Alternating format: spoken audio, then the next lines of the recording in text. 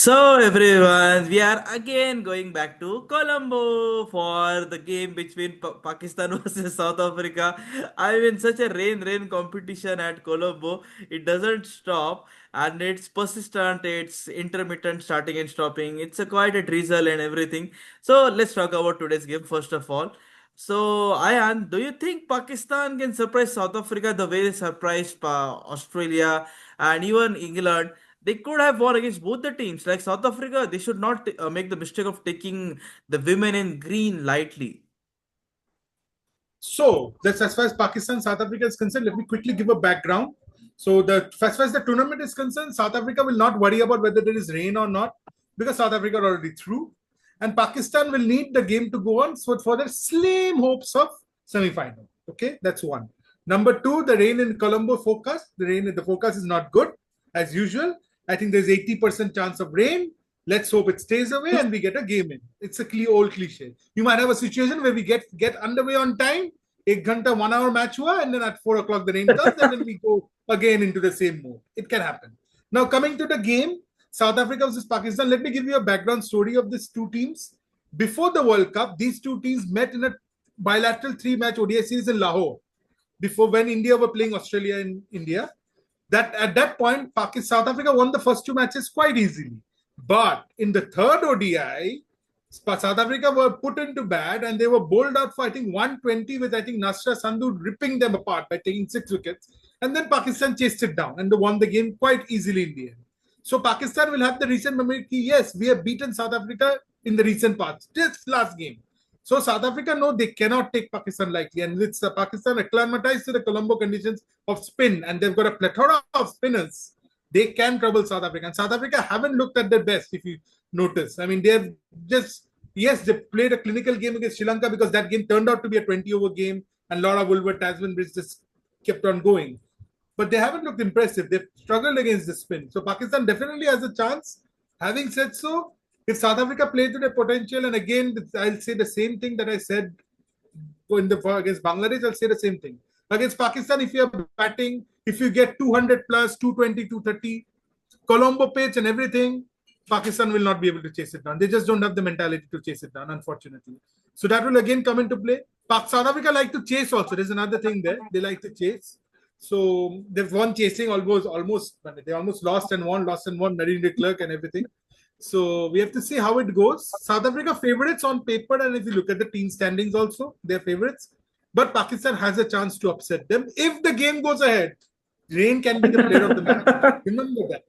We need not forget that. So let's see. First, we have to hope the rain stays away, and then we have to see how the game goes. I think the captains winning the toss will definitely bowl first, looking at the rain situation, because it becomes very difficult batting first. Because I saw Sri Lanka South Africa game. Sri Lanka 12 overs, 46 for 2. Rain came, suddenly became a 20-over game. Very unfair on the teams batting first. So DLS always favors the side chasing because as a chasing side, this is a 20-over game and we'll approach that way. So let us see. I see a washout on the cards, but if the match happens, South Africa favorites, but Pakistan not out of it. That is my whole synopsis of the game. Yes, I think now ICC should go one step ahead and make sure that there are alternate venues as well. Like if there's a rain at one venue, then switch to another venue. Like they had Dambula was there, another Palikeli was there. So you could have tried another or go for another country as well because the broadcasters are at the loss here because the matches are not happening because Sri Lanka, New Zealand washed out. Sri Lanka, Pakistan, New Zealand, sorry, Pakistan, England also washed out. So broadcasters at the loss here because what is happening at one side, where as you said, we are witnessing good games. It is helping it, and as you said, 80% of chances of rain. I mean, seriously, like we have to wait as usual till 7 to 9 p.m. for a 20-over game, and then they will officially call out if if the weather forecast, as you said, proves completely right. I think it's high time. I see there are only two options. Either you go for you could have went for another country like someone like you can't play cricket in Afghanistan, right? There's no official confirmation. So you can play cricket in Bangladesh. You could have played, but I guess the political situation it's not good. Or go to UAE only. It could have been the best option, but the pitches there could have been problem. Already Sharjah, Abu Dhabi, and Dubai, all three were used by one by Afghanistan, Bangladesh played. Then Nepal and West Indies played. So it wasn't any time for UAE also administration to make the pitches for 50 overs. It's not a 20-over game, right? It was quite a complicated situation, and this has arisen due to wholly because of the MOU signed between PCB and BCCI. Because our governments, India and Pakistan governments, they don't gel. That's why this kind of rule has now brought in, and also T20 World Cup 2026 matches of India Pakistan is also going to be in Colombo as a neutral venue, because that has Pakistan has selected that one. So this I seriously think if there are so much complications between the two nations, governments and everything, no, either you don't play or you play for for the love of the game, because sport is the only thing which brings the people together. But what has happened due to this Pakistan playing their matches in Colombo, matches getting washed out. Pakistan could have had 4 points or 6 points to their name, or even more than that. But what has happened? They're stranded at 2 points, one point, even after playing so much good cricket. Like sport and politics shouldn't be mixed. Like you're making a fun out of it, a dirty mess. Fun in the sense I'm telling you, if a tournament is allotted to one country, no, play it there. How many people come from a what you call playing nation? 30 to 50 people, including all the supporting staff and everything. That's it. And also the players get visas from your embassies and everything, and also the likes of the fans which come, they get the stamp from the embassy, from the government and everything. Properly, if planned and structured, no, a complete tournament can happen in one place.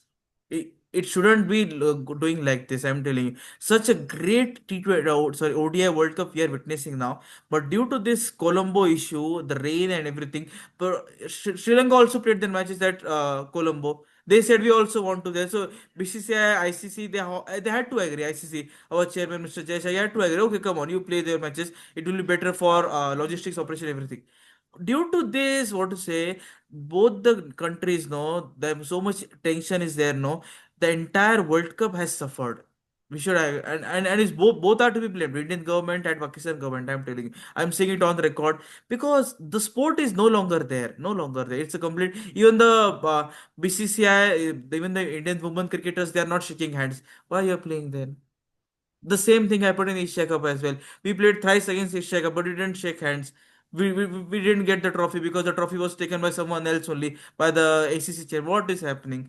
Dude, but what I'm telling you, know, so much interference of politics is going to kill the game very soon. It had started to kill very badly. I talked a bit off the record here, but I'm telling you the entire my main crux was there. The Colombo surface is not to be blamed here. In Sri Lanka, it almost rains every day due to the what you say, lake and everything. There is there, the river is there, everything. They're not to be blamed here. And yes, you get a proper what you say forecast of rain, which is not there of a week, of a month, and everything before the scheduling is there. Do you think the ICC and broadcast didn't have any idea? They took a risk. They literally took a risk. They were aware of the risk factor, and they paid the price for it. And now there will be war between broadcasters and ICC and ICC chairman Jay Shah, because of the losses they have suffered and everything. But what to do? But coming back to the game, let's see. There's one more game, right, of India versus at Colombo, right? There is, I think, one more game is there. Sri Lanka, Pakistan later on. Sri The Lanka, last game. Pakistan. Yeah, so Pakistan's last game will be there. Sri Lanka's also last game.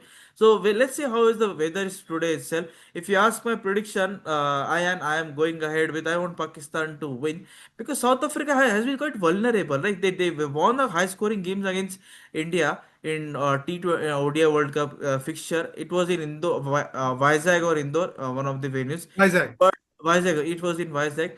South Africa is very vulnerable. They need to tackle the spin issue, because see, Australia, New Zealand, and England, they also have got quality spinners. Huh?